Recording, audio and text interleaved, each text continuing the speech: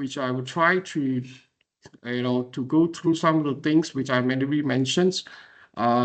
First, I would like to consolidate what you learned from this class. At the same time, I also try to tell you what are the things that you should pay attention in the coming exam. Now, okay, what is the key lesson that we learned from all this M&E? What's M&E, which is multinational enterprises? We have discussed many companies, right? But of course, the end of the day, you have to ask yourself, what do we learn from them, right? What do we learn from them? That's something that everybody should ask yourself. Now, of course, there are two main lessons. The first lesson is experiencing restrictions or discrimination is part of life due to the protectionism. So we understand we cannot run away from the protectionism. Wherever you go, when you do international business, that is part of the life. Number two, political and the legal factors are among the most significant influences in international business. Now, remember the four main factors we have been discussed all these while, all right? We talk about political and legal factor, we talk about economic factor, we talk about cultural factor, we talk about business environment factors. Then obviously of these four main factors, political and legal factors actually is the most important one. So I remember at one point some student asked me, why this class always talk about politics? Look, that is the facts. Political and the legal factors are the most significant factors in international business. Now, so here are the 24 companies. You should know them well because you're going to use them in the final. I repeat, here are the 24 companies, right, that you need to use, right? You need to use one of these company here, in the final. Now, if you give me some others companies, which I don't think is part of this 24 company here, you will not given bonus point, all right? You will not given a bonus point. So what are the companies that we are talking about? The first one's Apple. You know what is the story about the Apple? All the video associated with Apple, you need to have a basic understanding, okay? So now to move on to the next one is Huawei. Huawei is to be the next company that you should also, all right, something that we would have discussed all the times. And the third one, Starbucks, 7-Eleven, Nike, ASML, TSMC, SMC, YMTC, NVIDIA, Country Gardens, Nexperia, LG, Google, Microsoft, BDO, Mid-Continent Steel, BYD, all right, Coca-Cola, Intel, okay, Micron, Qualcomm, Samsung, and Samsung Electronics. Okay, this company, of course, some of you may wonder, what are these companies, you see, like for example,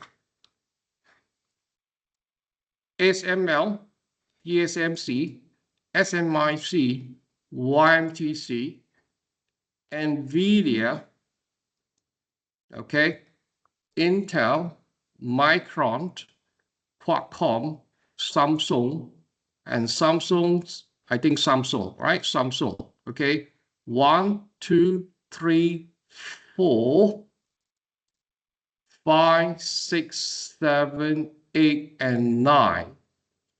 These 9 companies is actually part of the chip war, okay?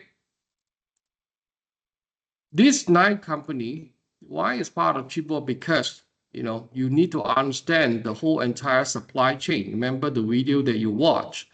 So these are the companies. Of course, you didn't see the NVIDIA, NVIDIA in the chip war video. However, it's also part of the chip war, okay? Because NVIDIA is talk about AI chips, all right? The rest of the company would talk about CPU chips and memory chips. Remember this, right? So this is something that everybody should know, the differences between memory chips, CPU chips, and AI chips. So in the video, the chip war video, they focus mainly on the memory chips and the CPU chips.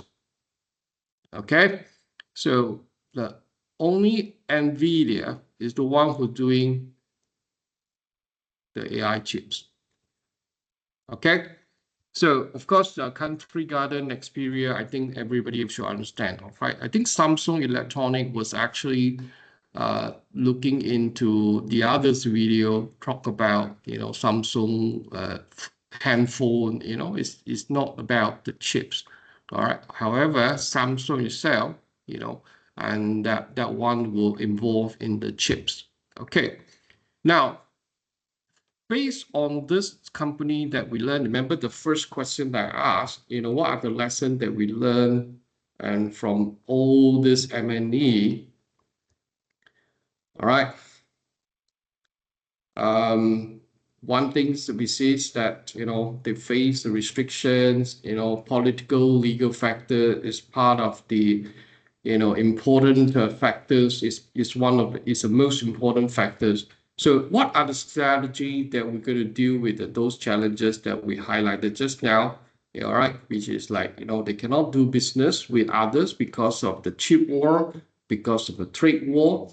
So in this case, I will just try to classify the strategy in the three category. Now, all these three is you have to relate to the lecture slide. You need to relate to the lecture slide. You can't just write be resilient, seek assistance from the home government, or engage with the host government through lobbying and take the responsibility for your weakness instead of blaming others. Now, this three, it was just a summary because you need to relate to, to the lecture slide.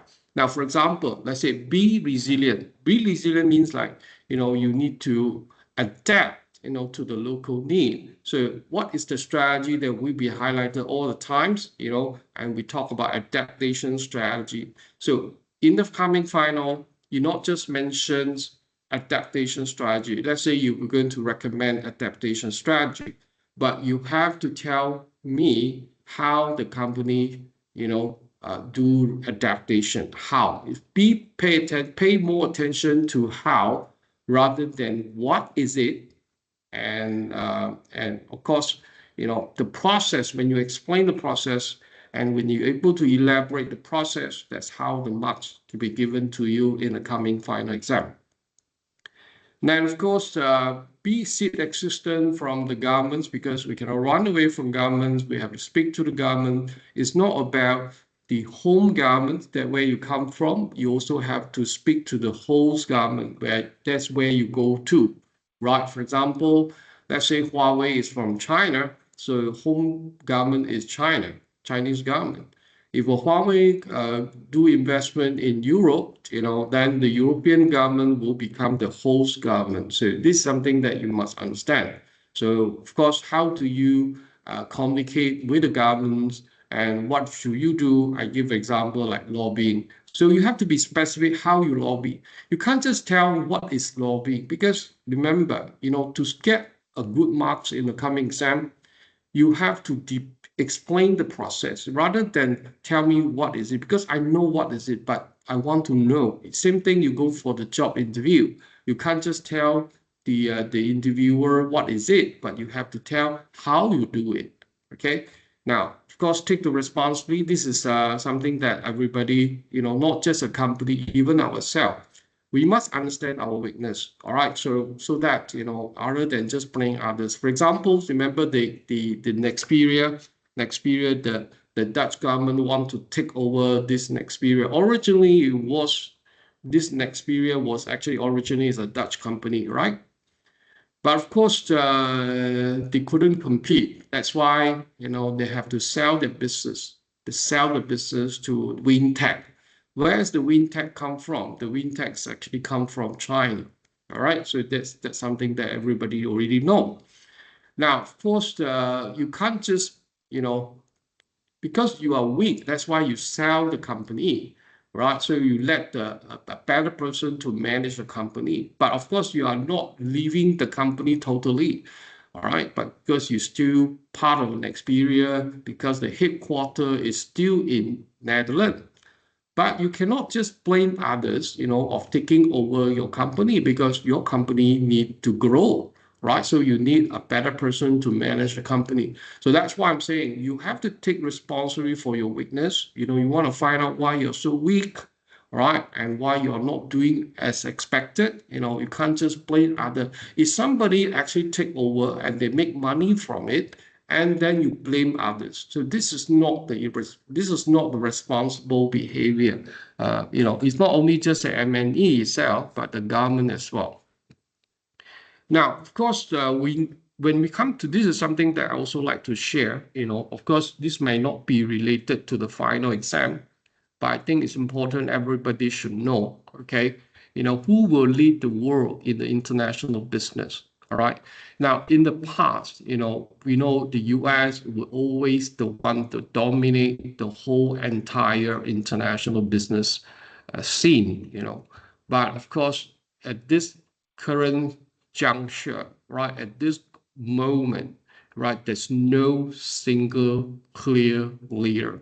So that means, it's not longer a monopoly anymore. So because it's not a monopoly, so now the whole entire system, the international system will become very complex, right? Will become very complex. So instead, the global business landscape is moving towards a multi-polar system. A multi-polar system that means you could have more than one leader, all right, where influences is shared among the several major players. It could be one more players, you could be two more players, you could be three more players. Now, I think a couple months ago, when the Donald Trump, the US president, met the President Xi from China, he mentioned a term which is called G2. G2, in the past, we say G7, right? Or rather G1, there's only G1. Now, why the American president acknowledged, because all these while they believe G1, which is US, but now US has made the official statement and tell the whole world, and now it's coming into the G2 world now. This means that could be now is only two leaders. It's no longer a one leader. Even US government have to acknowledge the fact that there's not no single clear leader at this point in time. Okay. So because there's no single leader, so that's why we need to find, we'd like to pay attention to this particular G2, right, which is US and China. Now, you see, remember the remarks that I have from students saying that, why this class always talk about China, right? So you must understand, right? That is no single leader anymore, right? We can't just only looking from the West perspective. However, the people generally, they will know a lot of things, from the West because they have been in the system for many, many years. So when I talk about Starbucks, everybody know what exactly.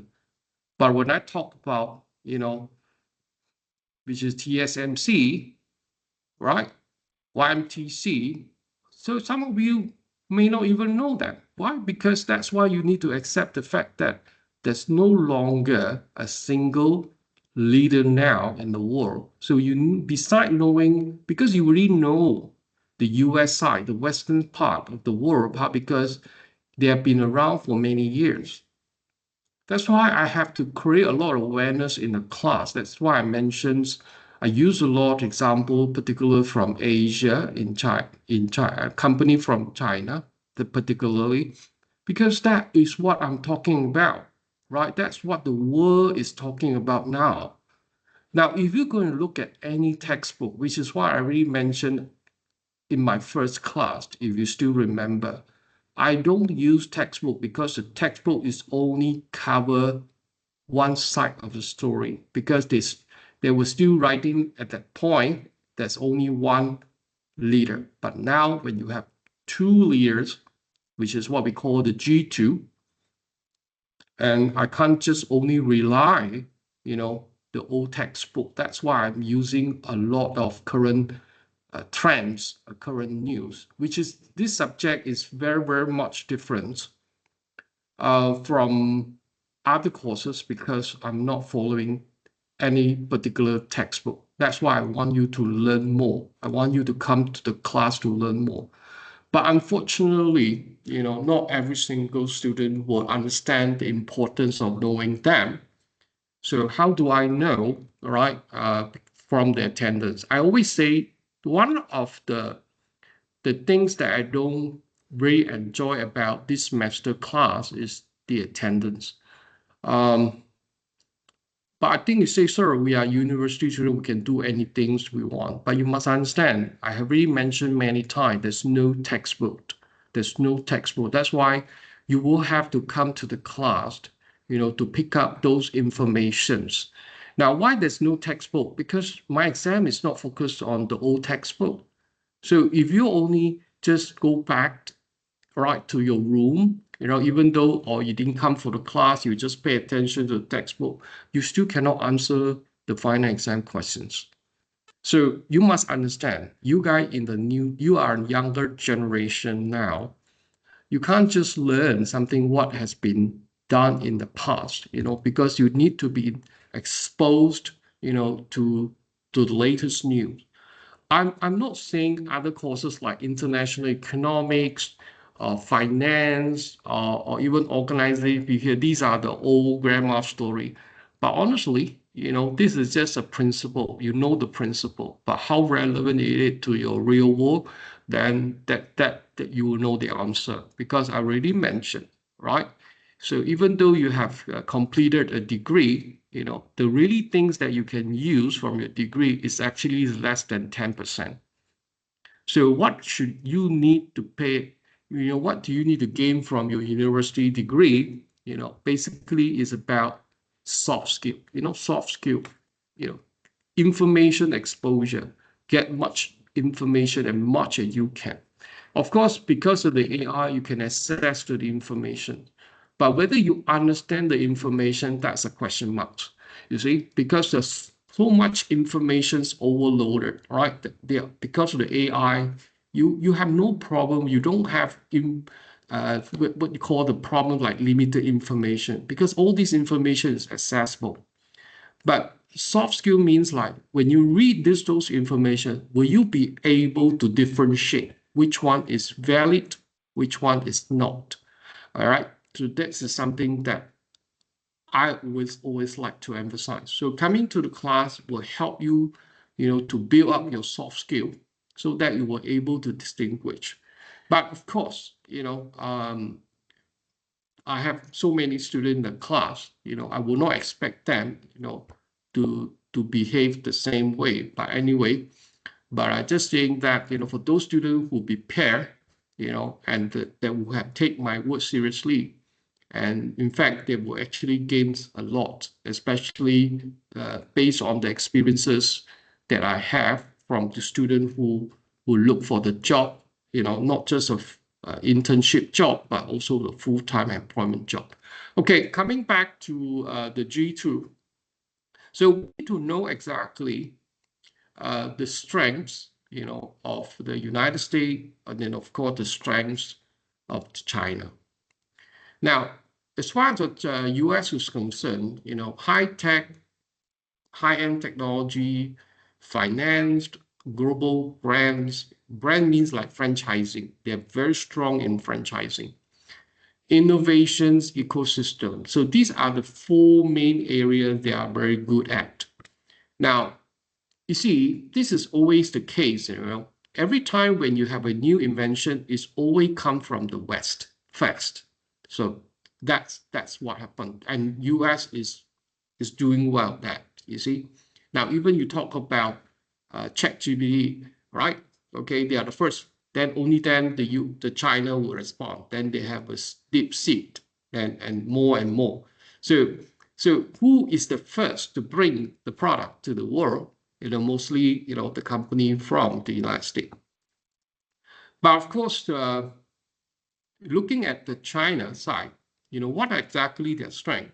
See, they focus more on the manufacturing. They can keep the cost low. That's their strength. Whatever things that you want to produce, they always have a ways to keep the cost low. And they're very good in the e-commerce and the electronic digital commerce. This is very, very strong, and they have very developed, the system. That's why you can see, a lot, all these e-commerce company, is always come from China. All right. And they have changed how we do business. They also changed the way how we consume goods. All right. Now, the next strength is about EV, which is energy saving. All right, energy vehicle. So I think very, very hard to compete. Very, very hard to compete with those EV companies from China because they dominate the whole entire world right now. All right, even though you do not find EV cars in the US, but other than US, you see them all. Because why you can't find EV car in US from China, the EV car from China, right? Why you don't find them in US? Because of protectionism, because of trade war. All right, and of course, a lot of political reason. Next one is the cost-efficient production, which I mentioned. They can produce big, at the same time can produce very, very low cost. So, but given the fact that these are their own strength, but without realizing China is catching up when you come to the innovation ecosystem. Innovation ecosystem. What are this innovation ecosystem? AI, and the robotics, right? Robotic. I'm just, that's why I say, because why robot is getting so popular and getting so much attention? We you know why? Because when they, first China can make the things, at the same time can keep the cost low. So when the robot become very affordable, you don't really need to hire a maid. Clear? When robot is become affordable and your whole entire production plants, you can use robot without hiring any workers from Bangladesh. Of course, you talk about Malaysian company, especially when you come into the manufacturing, they use a lot of workers, from Bangladesh, right? From Pakistan, from Myanmar, from Indonesia. But you see, right? So that's why I say, even though on the China, if you're looking at the US side, there could be, innovation. But as I say, because when you have a technology, when China getting bigger and bigger, then you know that it could be the US strength also become China's strength. I repeat, judging from the development right now, what exactly the strength that US good at, and you'll become China's strength as well. So it's just like catching it. But only thing is, the China strengths cannot become the US strength. That's the facts.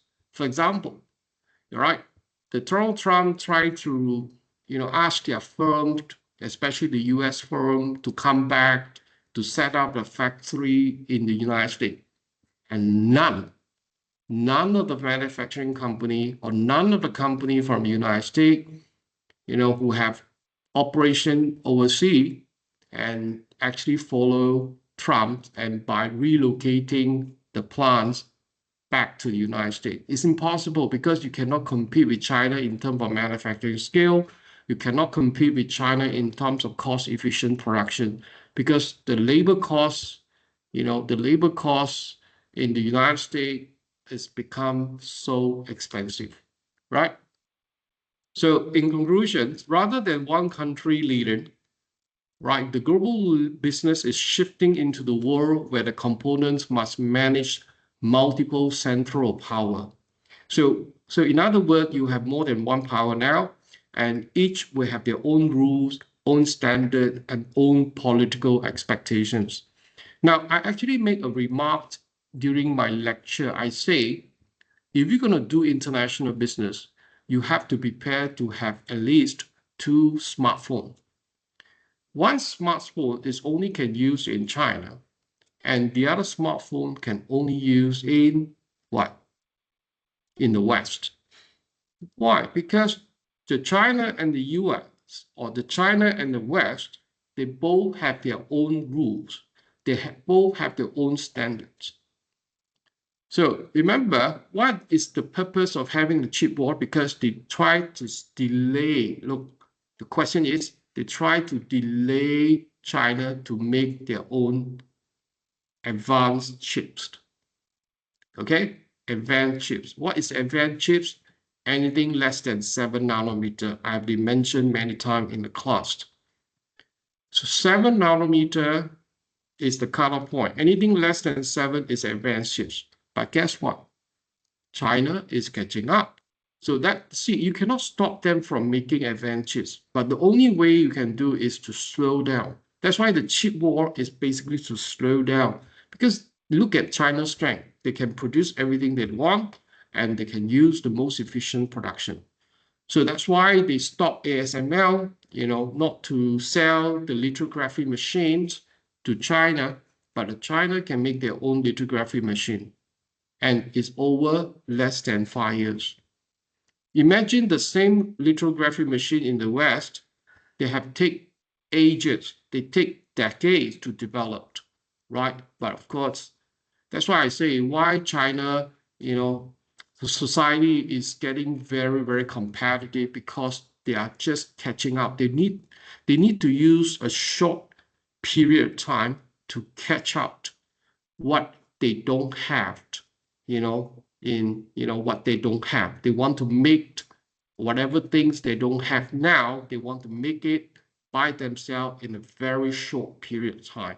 So that's why I say in Chinese society, that was Chinese saying, the society is very, very competitive, 非常卷. All right, that's why, because they have to compete, they have to fight.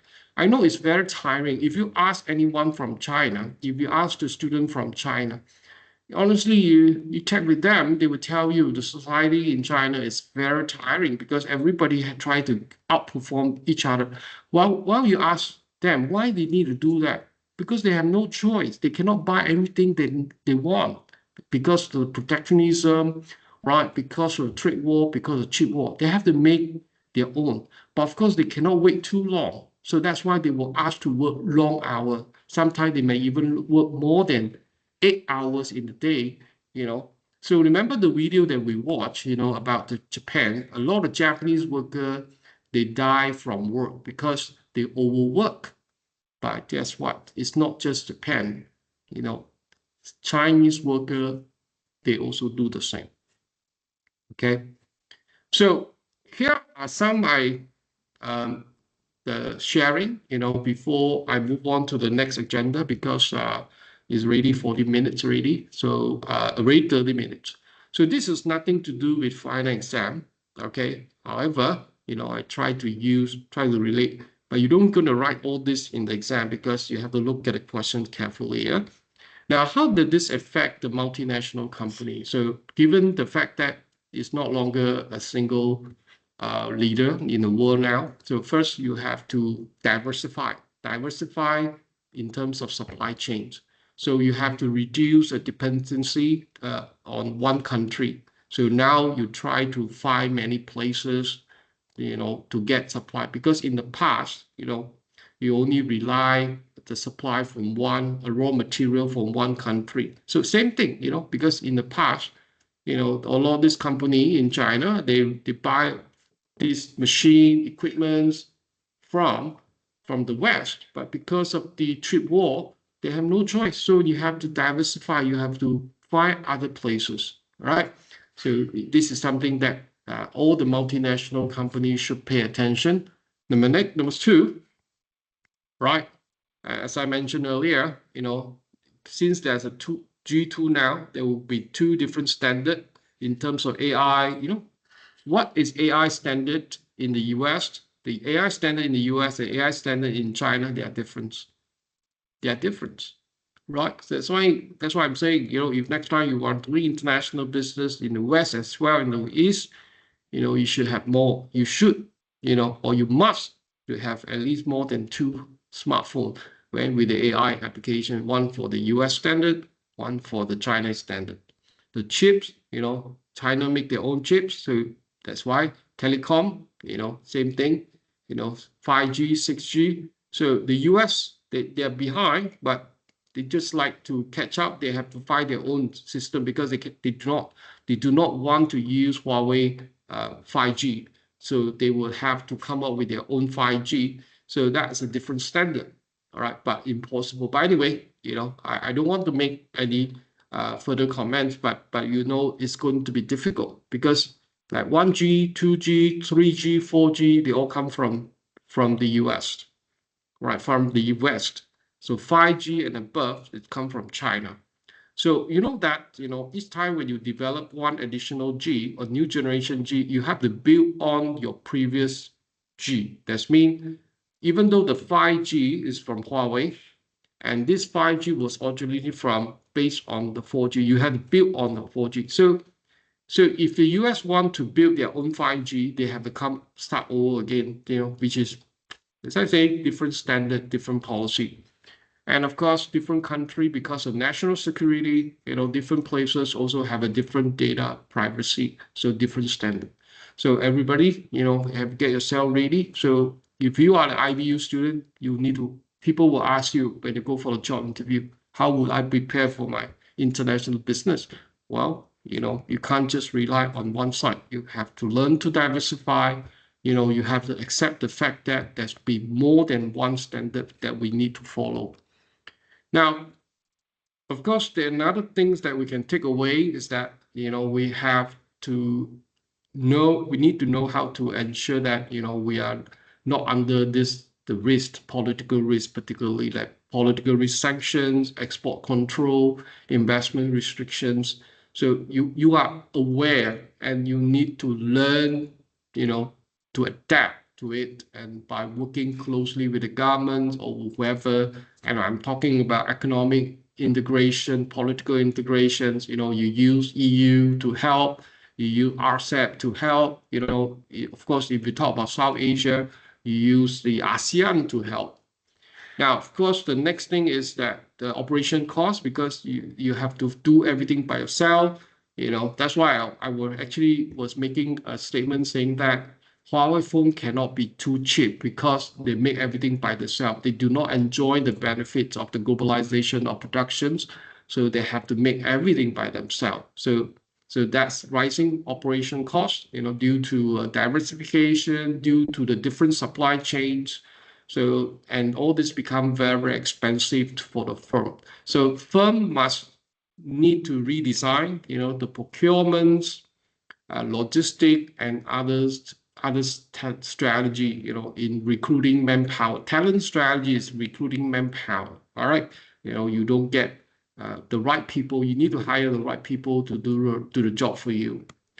Okay. So competition is become part of life. So Chinese firms are become global player, everything. So challenging the Western firms. So Western firms face a lot of pressure because of, to keep up with the competitions. Now, the next part, which is all the companies, knowing that this is no longer a single leader war now. So never take side. Never take side means what? You don't just lean towards to US or lean to China. You don't take side. So you have to strike a balance. okay, which is geopolitical hedging. That means you have to assess the situations. That's why Chinese saying, 看人讲人话，看鬼讲鬼话. This means when you meet a person A, you say something which is relevant to the person A. When you see a person B, then you will actually say the right thing to the person B. So that you are in the situation that you do not offend, the both side.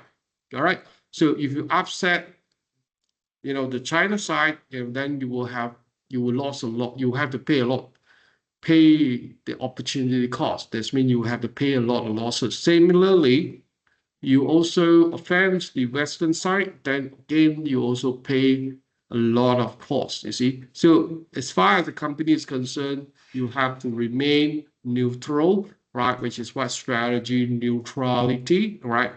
Okay. Now, in summary, so my fate is mine to control, not dictated by others.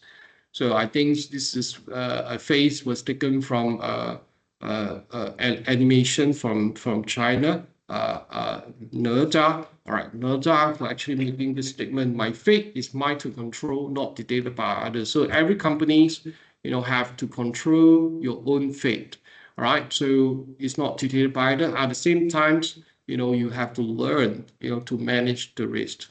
Okay, now let's move on to the last agenda, which is the tutorial exercise to practice. So I would like you to look into week 1, week 2, week 5, week 6, 7, 8, 9, which I already mentioned. You attended these 7 essay questions. To a certain extent, it will help you to answer the final exam questions.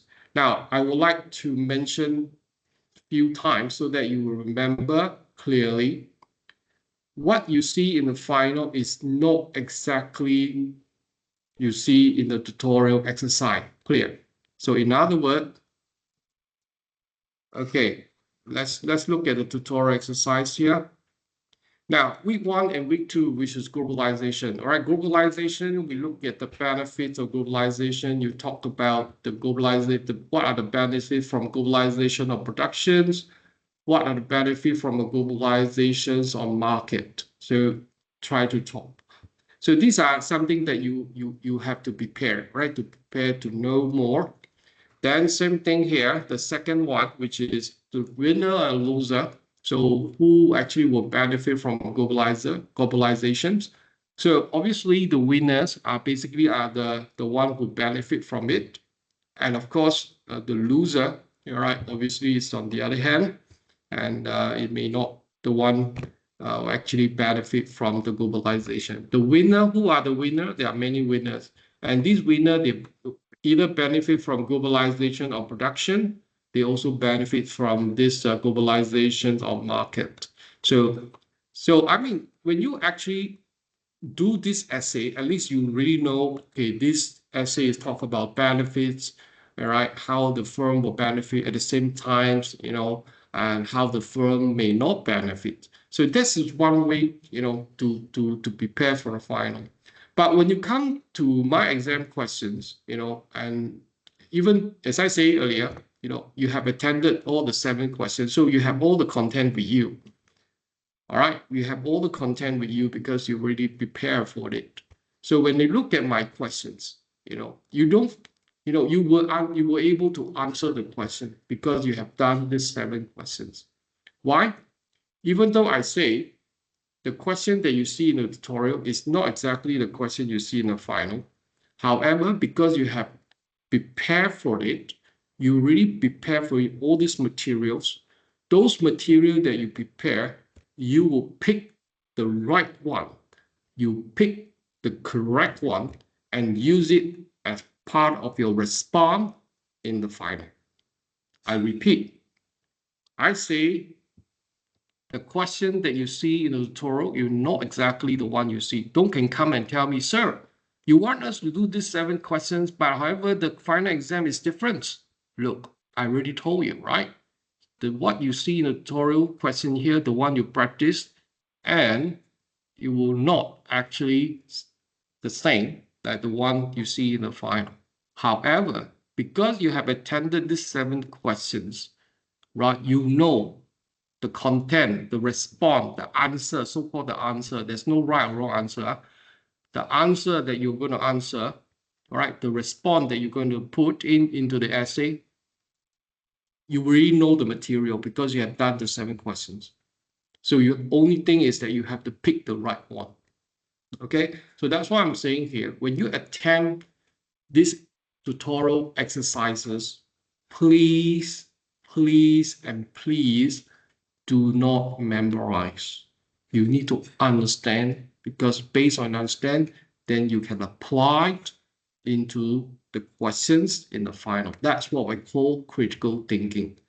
Now, I already told you many times, my paper, my course, I focus a lot on critical thinking. In the past, especially those who are coming from IBU program, right? In year 1, you try to memorize all the points because your exam question will ask about all the points. So the more points that you memorize, the more points you get. That's not critical thinking. This is just memorizing. So when you come to the IBU 210, which is international business, you are required to think. All right, you're required to think.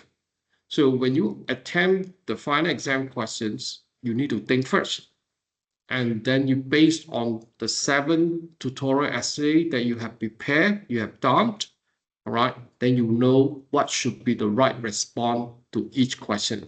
And you know the 2 questions have been mentioned many times. One question about the chip war, one mentioned about Huawei. But I did not tell you whether it's a globalization question, is it whether it's political risk question, is it because of economic and political integration questions. I didn't say that. I did not say that, right? But I'm just giving you a context. You need to understand what's a chip war in the first place, and you know what exactly Huawei is, because this company is something that we should learn from, because they have gone through a lot of the obstacles, they have gone through a lot of difficulty, and they will find ways to manage. That's what we learn from them. That's what lesson we learn from them. Okay, all right. So what are the questions here? The first one is globalization, as I say. The second question is also about the globalization. Then the next question that you focus on the political legal issues, right? Now, if you go back to your lecture slide, remember, you have to relate to the lecture slide. We talk about intellectual property, right? Okay, what is under the intellectual property? We talk about, all right, the copyright, we talk about the patent, right? So these are the part of the intellectual property issues. So far, so good. Then, of course, because of these political legal issues, and customer was actually get cheated, and a lot of company were also affected. So you have to find ways. It's just like, is somebody against the law, right? Against the law.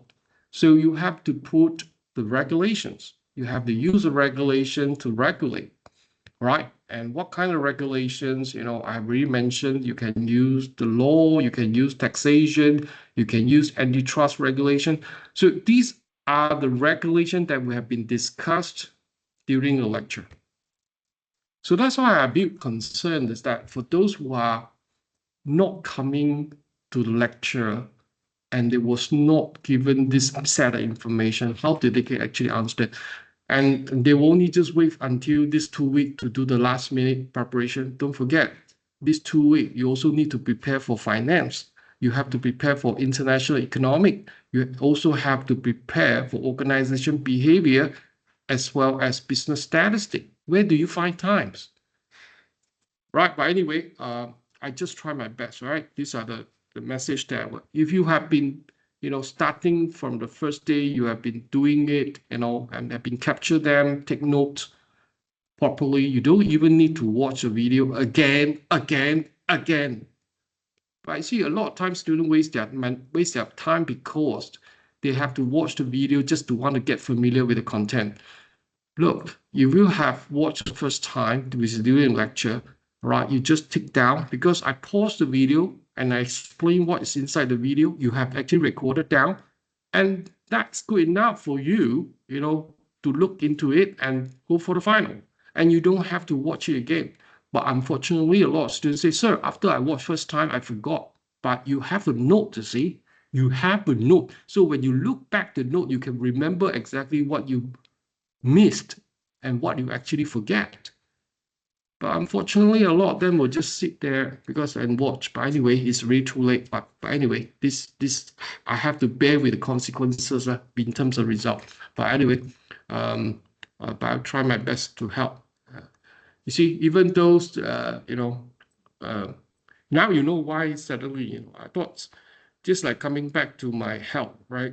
I got a green light. That's why I was able to conduct the class, because this semester, the issue really bothered me a lot, especially attendance. It actually worsened my health conditions. So then I cannot delay the operation. So I have to admit it to the hospital.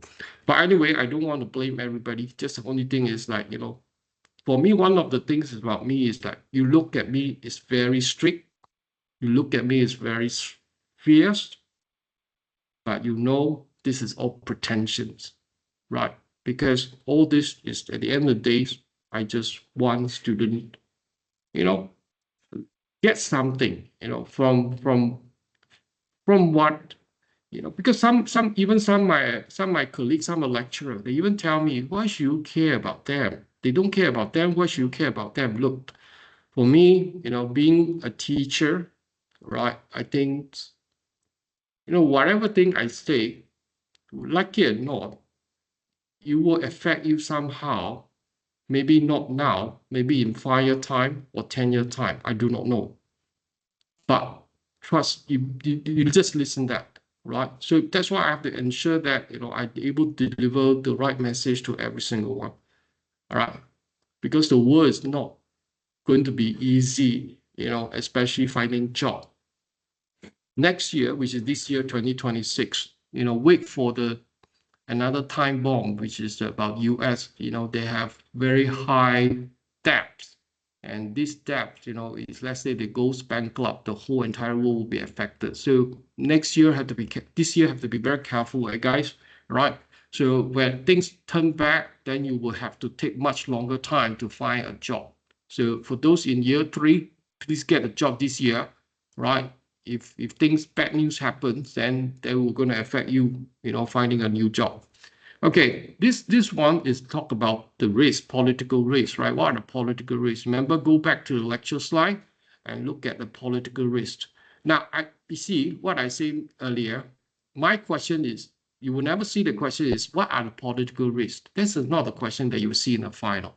So there's no way that you're going to, let's say there's a 5 political risks. There's no way for you to go to memorize all the 5 political risks, because this is not my question. Of course, if this paper is in year 1, and I will ask the question, what are the political risks? So you memorize all the 5 political risks, and you warm it out in the final, which is you try to, write down what you can memorize, and you will get perfect marks, because that's what the year 1 expectation. But in year 2, I want you to relate to the case. I want you to relate to the company and tell me what are the political risks they are facing. Okay? What are the political risks they are facing? Right. So first of all, you need to understand, right, before you can answer my questions. Right? You can't just tell me, if you go and tell me all the 5 political risks, because these are 5 political you can memorize, but you're not answering my questions, because my question is, let's say the question asks about political risks the company face. So you have to specifically tell which political risk is relevant to the company, not all the 5. If you can tell me all the 5 and you didn't explain how they relate to them, just give me all the definition, you're not answering the questions. So please remember that, all right? So for this question, it's talk about political risk and how were you going to manage the political risk. So the lot of strategy we've been discussing. Now, even those, in week 7, we talk about economic integration. You can use the economic integrations as a strategy to manage the political risk, right? Even though you only have a few strategy covered in week number 6, but in week 7, we also have a strategy, the strategy which is also cover the political risk. Same thing here. Now I can use economic political integration to solve the political risk, right? It's not just only the material that you see in the lecture slide for this week, which is economic development of a nation, the political risk, right? You also can include the strategy that we've learned later on, those subsequent chapters that you learn, that also strategy, that these are also a strategy to manage the political risk. All right, I've really mentioned many times already. All right, so for this question, you need to explain how this economic integration can help to manage the risk. So, and the next one, which is this question is about joint venture, franchising. Now, franchising is also a strategy that you can use to manage the political risk, right? Because you see, one of the concerns is that, let's say the government refused to accept the 100% foreign-owned enterprises. That means you cannot own the company 100% if you're going to do their business, if you want to do your business in their country. So in that case, you can actually work on the franchising. Franchising, just like you bring in the local partners, right? That is also could be another strategy. So that's why I say there's more than one strategy, but you have to tell me a right strategy. Okay, you have to tell me the right strategy. You're gonna tell me all the strategy that you can memorize, you will not get A. Hear me one more time. If you just list down all the strategy that you can memorize, but this is not the one that I can, maybe some part strategy can be used, but you did not explain further. So that's why you deduct the mark. Those strategies not relevant because you are mentioned, just try to memorize whatever that you can memorize in the final. But that will not going to help you to score better, right? Now, this one is also looking into the trade restriction promotion. So political risk is also part of restriction tariff. Even those is not in the earlier chapter, but if you talk about chip war, trade war, this is also part of the political risk. So you also need to find ways, to explain. Of course, but before that, before you find way, to manage it, you need to understand why the government want to do this. So you find out the reason, why the reason. Let's say, for example, Huawei example, right? One of the concern, one of the motive is the national security. So that's why I say there are a lot of political risks here. So you need to understand, again, you don't need to tell me all the political risks that you can read from the lecture slide, and you're going to write it down in the final. That will not going to help you in the final, right? You have to tell me exactly what exactly the political risk, what is the political motives, Now, I'm just using that as an example, but it's not exactly, but just to let you to know that when you prepare for this essay, right, and when you're going to prepare for this final, it's not memorizing, right? You need to understand and pick the right one. You have to think. So when you think, that's your answer is different from your friend's answer, all right? So that's how I stop AI. I have no problem with AI, okay? Because that's what the NVIDIA CEO say. You will be eliminated if you don't use AI. In other words, AI is part of life. So, that's why I encourage you to AI, because that's helped you to increase your efficiency. Okay, so this is something that the 7th essay. Now, coming into the last part,